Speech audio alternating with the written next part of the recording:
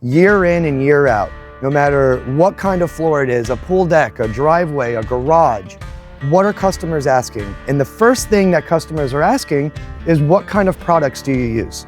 There's so much information out there, ChatGPT, Google, about resins. Resins are essentially what turns into plastic. We use a lot of epoxy for crack fill, for moisture vapor barriers. That's also where polyurea comes in, for moisture vapor barriers.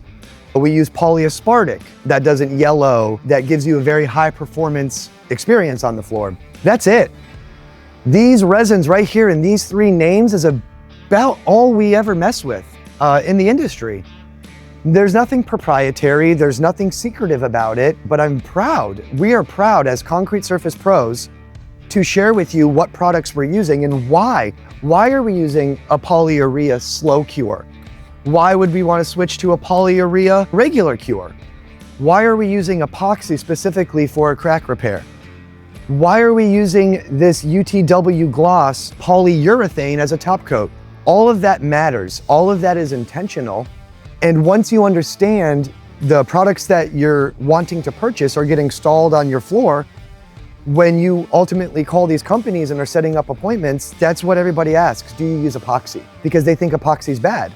We use epoxy every day. Sometimes we have to use a moisture vapor barrier to prevent water from coming up from the ground. We talked a little bit about these jugs of liquid resins, right? Epoxy, polyaspartic. I like to say that's liquid plastic because that's essentially what it's going to turn into. When you get the molds at the zoo and they make the cool plastic molds, that's epoxy. That's the exact same stuff we're putting on the floor. It might be engineered slightly different with a different formula to be on the floor, but that's what an epoxy is. These are made of vinyl. This is them when they're dry. Here's like an example of when you have a minor speckle of flake here and there. And this is what actually gives you the high performance surface when the flakes are covering the floor completely. Another thing, I think this is really neat. The flakes are measured, like this is a 1/4 inch flake, and it's about a 1/4 inch in size on average. They make smaller flakes all the way down to 1/16 of an inch, which is just these broken up. The 1/4 inch flakes are amazing because let's say you actually have a crack in the concrete. The larger flakes actually cover the crack. The smaller flakes wouldn't do that, so that you would see a lot of imperfections. So the size of the flake and covering the floor completely is another kind of key component to the products that we use. I want to talk about the process. Every job that we're touching, for the most part, is going to have some type of grinding taking place. We call this surface prep. The surface prep is the first phase of the job. Surface prep is what allows the concrete to be cleaned up. It has the cracks filled. It has the existing coatings removed from the concrete, and it opens up the pores.